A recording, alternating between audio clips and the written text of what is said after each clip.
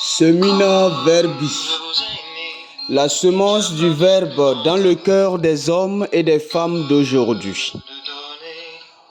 Homélie du 16e dimanche du temps ordinaire en essai par l'abbé Christophe Larré, prêtre du clergé diocésain de Dapong au Togo.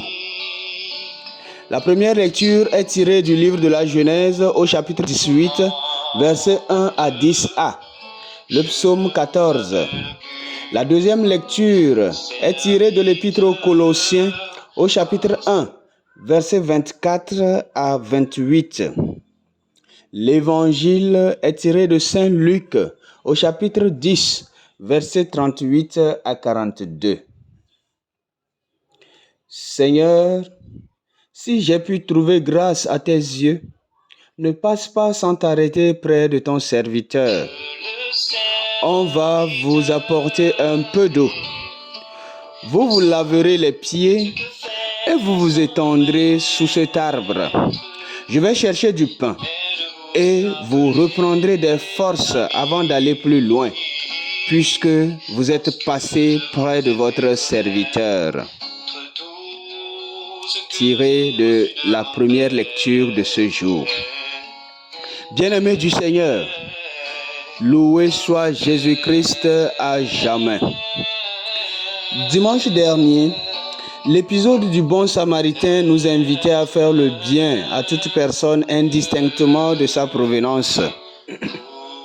Aujourd'hui, à travers les textes que nous avons écoutés, notamment l'évangile et la première lecture, nous sommes invités à cultiver une dimension de la bienfaisance qu'est l'hospitalité, l'attention à l'autre. Les attitudes simples et joviales d'Abraham mettent les trois étrangers à l'aise et apportent bénédiction à la maison d'Abraham. En effet, dans ce texte de la première lecture, nous sommes à une période chaude de la journée, dans un milieu désert et montagneux. Le texte le précise si bien que ce sont les chaînes de Mambré, une succession de reliefs de montagnes. Et nous voyons des voyageurs inconnus, sans doute affamés et fatigués, mais qui n'osent pas demander de l'eau et du pain, soit par timidité ou par peur d'être rejetés. Abraham pose son regard sur eux et découvre cette misère de la faim et de la fatigue sur leur visage.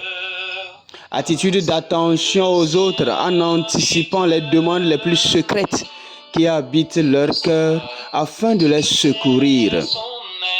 De même, dans l'Évangile, les mêmes traits de caractère d'Abraham sont visibles chez Marthe et chez Marie. Marthe s'active pour recevoir Jésus en faisant la cuisine, en courant de gauche à droite pour satisfaire le maître, pendant que Marie est assise à écouter le maître. Humainement, on pourrait se dire que Marie est paresseuse, comme le pense Marthe à sa sœur. Mais en y réfléchissant, nous voyons que l'écoute est la première dimension de l'attention profonde à quelqu'un. Voilà pourquoi Jésus dit à Marie qu'elle a choisi la meilleure part. Dans l'écoute, on découvre plus vite le besoin de l'autre et perçoit sa plus grande satisfaction afin d'éviter de s'activer pour le bonheur de quelqu'un sans vous soucier de son besoin réel. L'écoute de Marie et l'activité de Marthe sont complémentaires, mais il faut d'abord écouter le maître pour découvrir ce qu'il veut. Et là, on ne risque pas de faire ce qui lui déplaît. Voilà bien une manière de dépasser les préoccupations matérielles et mondaines pour prendre le risque de satisfaire son hôte. Jésus étant la parole de Dieu qui s'invite chez les hommes, il est urgent de se disposer à l'écouter car son message est vital. Bien-aimés du Seigneur, cette parole de l'Écriture que nous venons d'entendre en ce jour s'accomplit dans la manière dont nous pratiquons l'hospitalité chez nous, entendu comme nos maisons et nos cœurs. La façon dont nous accueillons les autres et la façon dont nous accueillons Dieu lui-même. Dans notre méditation alors, nous allons penser à l'accueil des autres et à l'accueil de Dieu. En premier lieu, l'accueil des autres. Un orphelin se promenait pour de petits jobs, pour subvenir à ses besoins. Avec le peu qu'il gagnait, il assurait sa scolarité et se nourrissait. Un jour, il n'avait rien trouvé comme job. Affamé et assoiffé, il ne savait plus que faire. Il alla frapper à la porte d'une grande maison. Apparut alors une jeune fille qui ouvrit jovialement la porte. Et comme le jeune homme avait honte de demander à manger, il demanda un verre d'eau à boire. La jeune fille, ayant lu sur son visage une faim qui tourmentait celui-ci, alla lui apporter un verre de lait et de pain et le fit asseoir, le temps qu'elle finisse de préparer à manger. Quand le jeune homme eut fini de manger, il remercia 1001 fois la fille et lui demanda son nom. Elle répondit, Adama Florentine. Quelques années plus tard, les parents de Florentine meurent et celle-ci devra abandonner les classes pour subvenir aux besoins de son petit frère et de sa sœur cadette. Accablée par les soucis et atteinte d'un mal d'estomac qui nécessitait une intervention chirurgicale, Florentine fut hospitalisée. Faute de moyens pour aller à l'extérieur du pays, l'intervention traînait jusqu'au jour où l'hôpital eut la grâce d'un docteur spécialiste. Celui-ci regarda le dossier de sa patiente et vit le nom Adama Florentine. Du coup, il ordonna que l'urgence première soit le dossier d'Adama et que l'on mette le nécessaire pour sauver cette dernière le même jour. Il entra dans la salle de bloc et s'y concentra. Puis, après quelques heures, il réussit son opération et Florentine fut sauvée. La facture de l'opération était une forte somme équivalente de 10 millions de francs CFA. Le docteur paya la facture. Le docteur paya la facture et le remit à la sœur de la malade avec un petit mot. Totalement payé avec un verre de lait et du pain. Au réveil de Florentine, elle s'inquiétait de la somme à payer quand sa sœur lui remit le message. Elle lut et pleura de joie en se souvenant de ce jour où elle donna un verre de lait et du pain à un jeune homme qui demandait de l'eau. Elle se fit conduire au bureau du docteur. Celui-ci, en la voyant, lui remercia de l'avoir sauvée ce jour-là par l'attention à la faim qui le torturait. Ainsi, le docteur lui remit une clé de voiture et lui offrit un job selon sa compétence. Bien-aimé, il a fallu juste un jour d'hospitalité, un jour d'attention et d'écoute de la faim pour que Florentine obtienne le salut de sa vie. Pour nous chrétiens, accueillir quelqu'un n'est pas juste une simple solidarité humaine, mais bien plus une entrée en contact avec notre Dieu, puisque Jésus nous l'a dit. Celui qui accueille l'un de ses petits, c'est moi qui l'accueille. Quelle que soit la personne qui vient vers nous, il faudra faire un dépassement de son aspect pour l'accueillir, car l'autre est un cadeau de Dieu à découvrir. Beaucoup de personnes ont juste besoin d'être écoutées.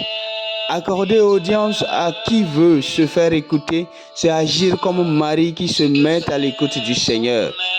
Après l'écoute, il faut alors appliquer le comportement de Marthe qui consiste à satisfaire l'hôte, à satisfaire ses besoins autant que possible. Notre hôte peut aussi avoir honte de demander explicitement. Sachons alors anticiper en regardant le visage de la personne qui parfois trahit son inquiétude la plus chère. C'est une façon d'être sensible, une manière de se mettre à la place de l'autre pour avoir froid à sa place. Ainsi pouvoir lui offrir un pull vert. Une manière de savoir porter le ventre de l'autre pour avoir faim à sa place. Ainsi pouvoir lui donner à manger. Une manière de souffrir la chaleur de la terre sous les pieds nus et ainsi pouvoir offrir des chaussures à quelqu'un. Une manière de souffrir les intempéries de la nature pour ainsi pouvoir donner un toit aux sans-logis qui dorment à la belle étoile. Si nous sommes incapables de ceci, nous sommes indignes du nom de chrétiens. En deuxième position, l'accueil de Dieu. L'accueil de Dieu se résume à l'accueil de sa parole. Comment donc accueillir cette parole si on ne l'écoute pas? La parole faite chair s'invite dans nos cœurs. Jésus nous veut à son école, car c'est lui la vraie parole de Dieu. Combien de fois sommes-nous distraits à l'église sans écouter ce que dit le prêtre, sous prétexte qu'il est ennuyeux ou trop long? C'est Jésus qui nous parle à travers le balbutiement de celui-ci. Notre attention à l'église est l'attention de Marie à l'endroit de Jésus. Marie ne dit pas qu'elle a assez écouté Jésus. Elle ne s'impatiente pas pour aller à d'autres occupations. Elle est tout oui et surtout délecte cette parole qu'elle écoute. Elle se sent en confiance. Combien de fois sommes-nous préoccupés par nos activités, quand bien même nous sommes à l'église? Pour certains, c'est la période des pluies. J'ai un champ à labourer, donc je pense à la manière de le faire pendant que la célébration bat son plein. Ou encore, je pense à mon travail inachevé au bureau. Pour d'autres encore, il vaut mieux aller à mon champ le dimanche parce que c'est le moment idéal, oubliant que c'est le jour du Seigneur. Notre présence à l'église doit vraiment être une présence active, dans le sens où nous sommes disposés aussi bien intérieurement qu'extérieurement à participer à la célébration avec toute notre personne. C'est cela, écouter Jésus, recevoir notre hôte intérieur. C'est le moment aussi de se laisser interpeller. Quand au lieu d'écouter la prédication du célébrant, on est préoccupé par notre téléphone portable pour répondre à des messages que nous appelons urgents, entre griffes, alors que l'urgence du moment, c'est d'écouter le visiteur de notre cœur, qu'est la parole de Dieu. Aussi est-il que certains rôles que nous jouons à l'église, ce n'est pas le moment. Pour certains rôles que nous jouons à l'église, ce n'est pas le moment de l'homélie. Il faut sélectionner les chants de la quête, par exemple, avis aux choristes, ni tripoter le clavier du piano pour tester les sons, avis aux pianistes, ni s'assurer que tout le monde est à l'aise, avis au service d'ordre, ni même sortir chercher les caisses pour préparer la quête, avis au service d'ordre, ni encore signer les carnets des catéchumènes, avis aux catéchistes, et bien d'autres choses du même genre.